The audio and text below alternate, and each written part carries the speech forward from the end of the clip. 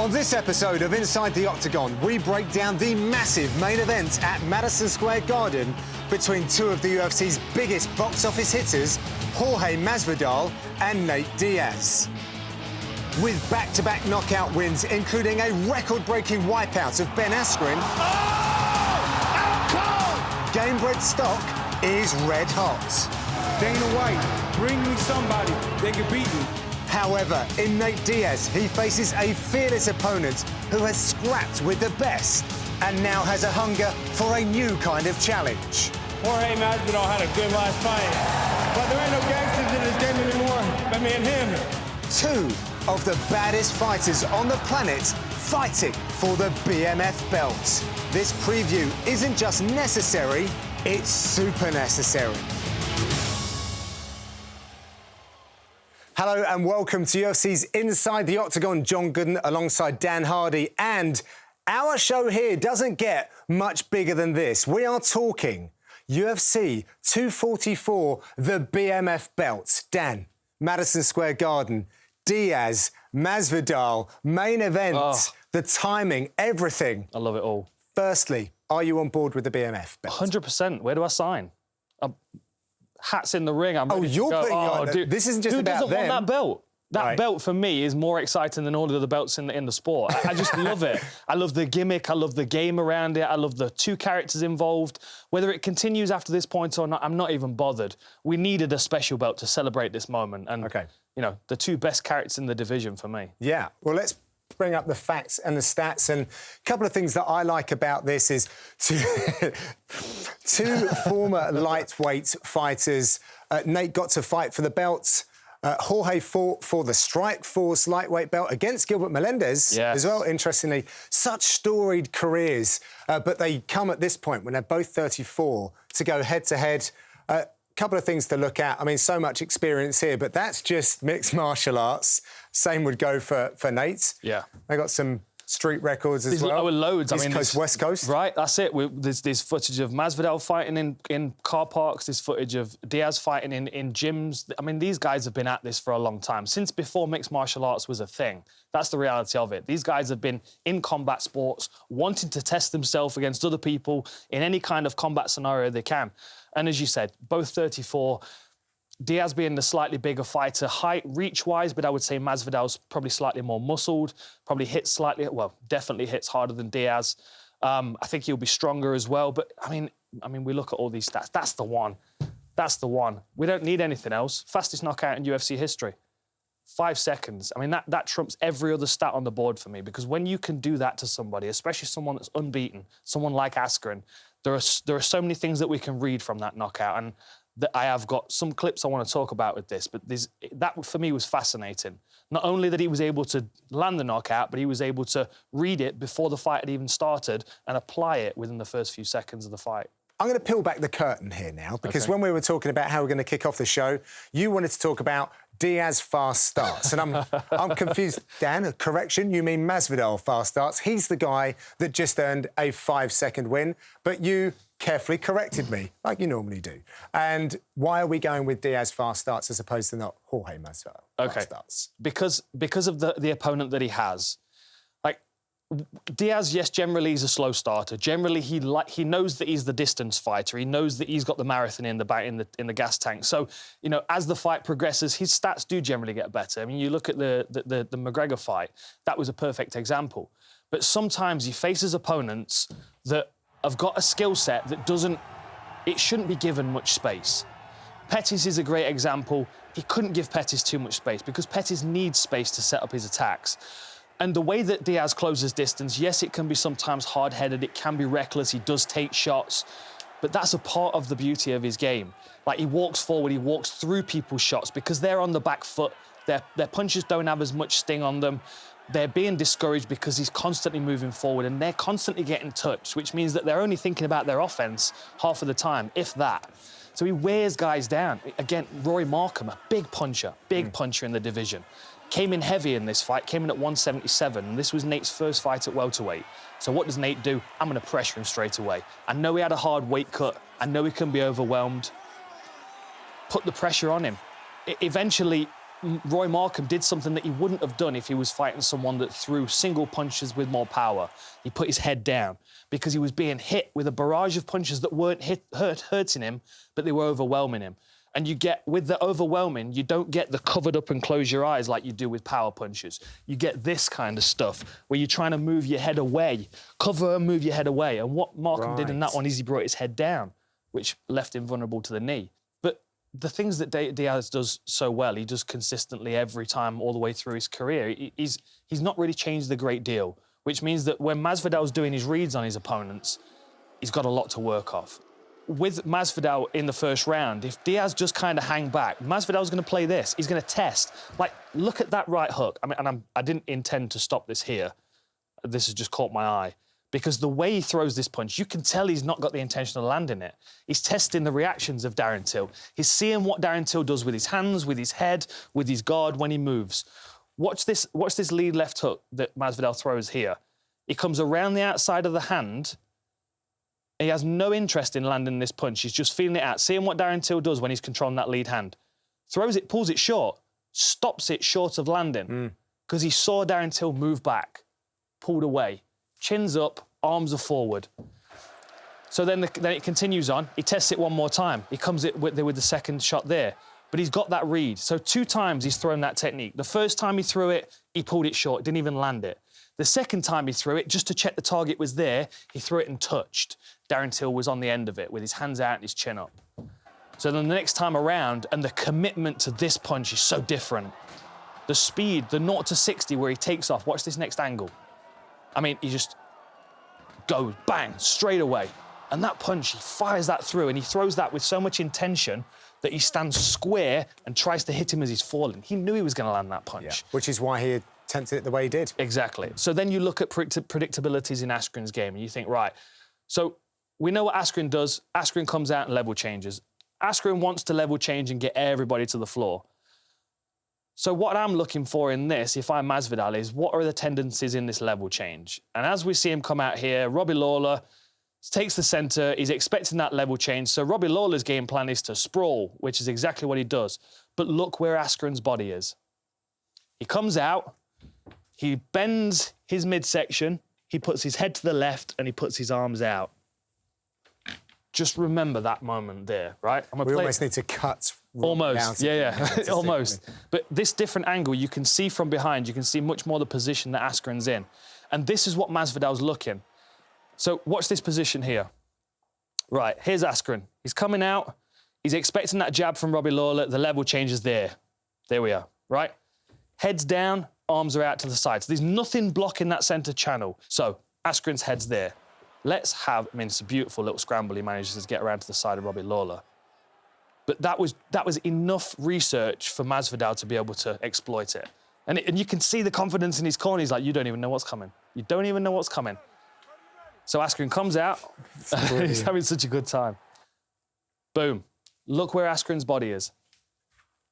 Right? You can put Robbie Lawler in there. Robbie Lawler's stuffing I know where Askren's body is. At this point, I don't know where his head is. Well, it's right on the end of Masvidal's knee, unfortunately, his spirit, for him. Somewhere above the octagon at the moment. But same thing again, it's that predictability. He knew he was going to level change with his head to the left side, which meant that the right knee was the one that he was going to have to use. So he propelled himself to bring that knee up and be ready to meet him as he level changed. Like that's why I got so excited about that knockout. He expected that predictability from Askren, and he exploited it with great effect. Fastest knockout in UFC history. One of the most predictable fighters in the UFC is Nate Diaz. You know exactly what he's going to do. He's going to throw that lead hand long. He's going to lean over his lead leg. He's going to be susceptible to the low kick. You know, we've seen so many different things work against Nate Diaz from the beginning of his UFC career all the way through. If I'm Masvidal, I'm looking at all this body of research that I've got to do, and I can pick and choose my finishing techniques. So I would expect Masvidal to come into this game with like a few different options, and all he now needs to do is to allow Nate Diaz to fall into the predictabilities that we've seen all the way through his career. And Masvidal has such a rich history in combat sports as well, which just adding to this is built him into a very intelligent fighter with a great technical skill set, particularly with kickboxing. Yes, it has. And again, because he's not a big power puncher, I feel like this is a huge benefit to not being a knockout puncher. The knockouts in his game come from perfect placement, setting traps, reading predictabilities, and placing his shots perfectly. And no matter who he's got in front of him, his ability to dismantle them with a variety of different techniques is a thing of beauty. The way he puts his hand strikes together, and no one found out about those hand strikes better than Jake Ellenberger. This work against the fence here is really nice. And what's nice about Masvidal's style is that it builds over the rounds. So if you're a 5-round fight and you don't want to start in the first round fast, you can gradually build until you start landing, barrage combinations like this. If he picks him off early, if he picks Diaz off early in the first round, he'll hurt him, he'll slow him down, he'll discourage him. Diaz has got lots of scar tissue. He could potentially open him up there as well, causes even more problems for him. And then he builds into this kind of pace where, and this can happen at any point in the fight. This can be first, second, third, all the way to the end of the round, end of the fight. Like, finding those opportunities to knock people out, to land that significant shot that does the damage. Beautiful work here against Ross Pearson as well. Counter hook. And this next clip shows you how his eyes work. So let's just celebrate this as well. See, Masvidal's eyes work faster than his reaction time. I think he recognized that Ross Pearson was moving out of the way of this shot and knew that he was going to miss, but was perfectly set up. So we've got a long, lazy left hook there. He tends to use that, and see how his shoulders are quite square. I was watching him shadowbox this when he was in Florida, and it was really interesting how he throws his left hook, because he throws it really long. He throws it like that, like he fully extends out and then whips it back in. And I think the reason is because he likes to try and scoop people onto his right hand. Okay. I think he uses it as a directional technique to pull them onto the right hand. So in this circumstance, when he hit Ross with that, he was expecting him to come onto the right hand, but Ross actually slipped further than he intended. But watch the adaptation. So as Ross is slipping, Masvidal knows that punch has missed. But this one's coming right around. Look how long this hook is. Look how much he extends the punch out of the socket. I mean, that is picture-perfect left hook. Yeah. It's beautiful.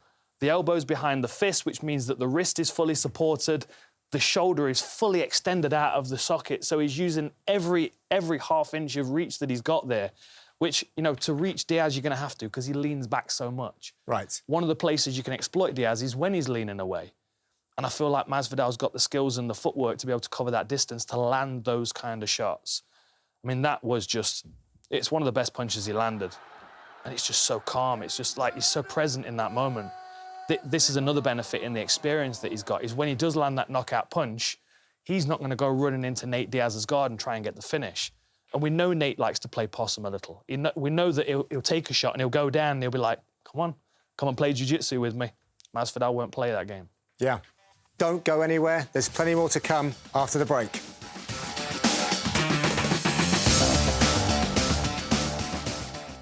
Welcome back to UFC Inside the Octagon, where we are talking about the main event at UFC 244 for the BMF title.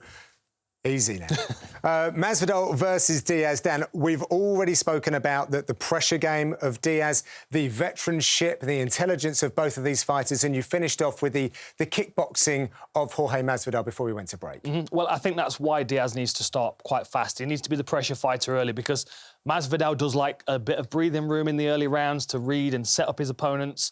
He's also, like we discussed, very good at exploiting predictabilities, which there are a lot of in Diaz's game. So being the pressure fighter early, putting him under that pressure, forcing him to be defensive, might be the best game plan for Diaz. There's still risk there, of course, but I think it's better than the risk of hanging back and waiting to see what Masvidal can do. Quite a general statement, but fighters want to get into a flow state. They want that period where physically, chemically, mentally, everything comes together. And we've definitely seen that with both Diaz brothers, but it's a beautiful thing to watch with Nate Diaz, and you really know when he hits that flow state. Yes, you do. He's very vocal about it, and I think that's one of the reasons why, Nate is probably the best example of a fighter that is very emotional outwardly when he's fighting. Like, when the fight's going his way, because he starts to have fun. He starts to talk, he starts to point, he starts to laugh, he starts to swear at his opponents, he starts to slap them just to be further insulting. And this flow state Diaz is a dangerous individual. This is the version that you don't want to uncover. This is the guy that you don't want to allow to establish himself in the fight at any point. Because when he gets to this stage, when he's loose and he's confident, he's comfortable, he lands shots better, he takes shots better.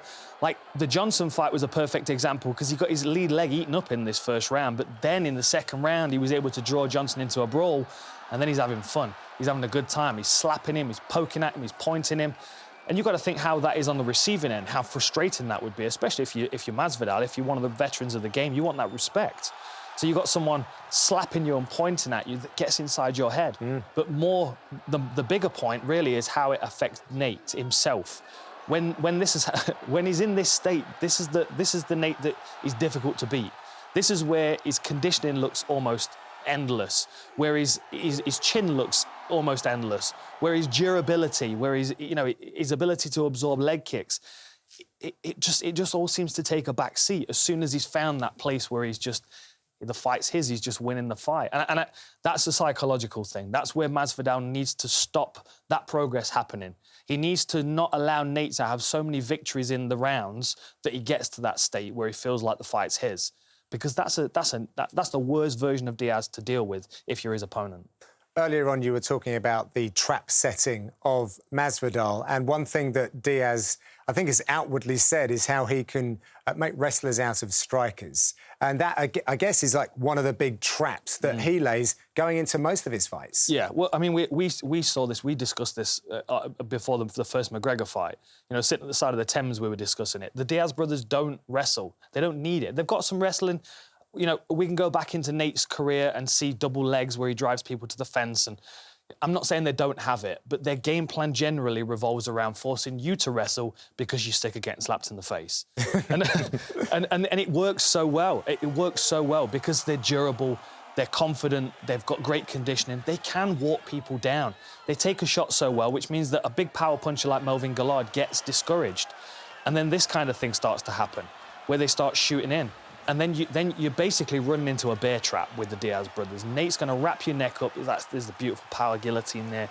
Like, there's no way out of that for him. There's no way out of that for Melvin Gillard, especially because he was gassed, he was tired, psychologically probably broken as well. Same thing with Miller taking shots against the fence. He's shooting on Nate's terms, not on his own terms, which is why he shot straight into a guillotine. Someone that has got a high success in takedowns as well, but went straight into that because he wasn't shooting on his own terms. And the McGregor one is the perfect example because McGregor really didn't want to wrestle. We knew that coming in. He wanted to kickbox with Nate until he knocked him out. So when it got into this stage, it's already bad news bears for McGregor. I mean, it's just not going to work out because he's tired, he's beaten up. He's at welterweight against a big guy in this division. Nate's real game is on the floor, but he doesn't have any real way to get people down to the floor unless he forces them to choose that option themselves. That's where his pressure comes in.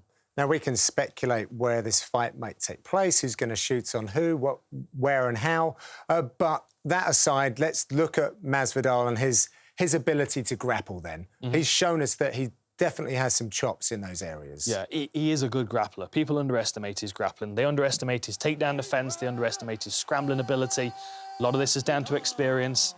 A lot of this is down to... Romero in his corner. Exactly. And a lot of it as well is down to knowing where he wins the fights. Masvidal knows he wins his fights standing.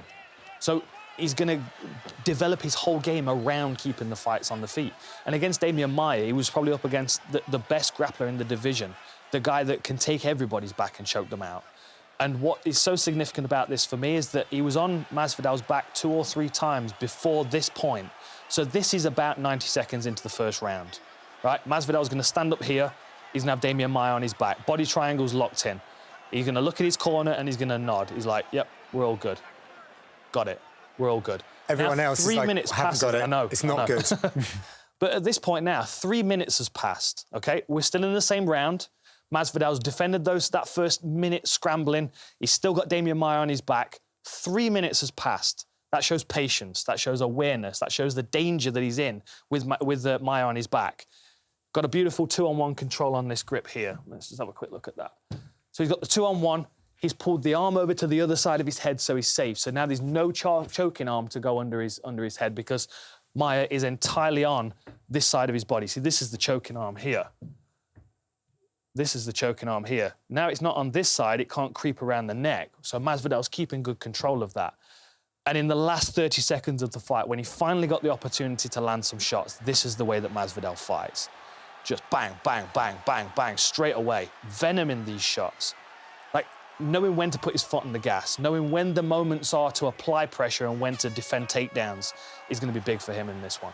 Because that also means that he knows when to throw strikes in a striking exchange and when to back off, when to circle away.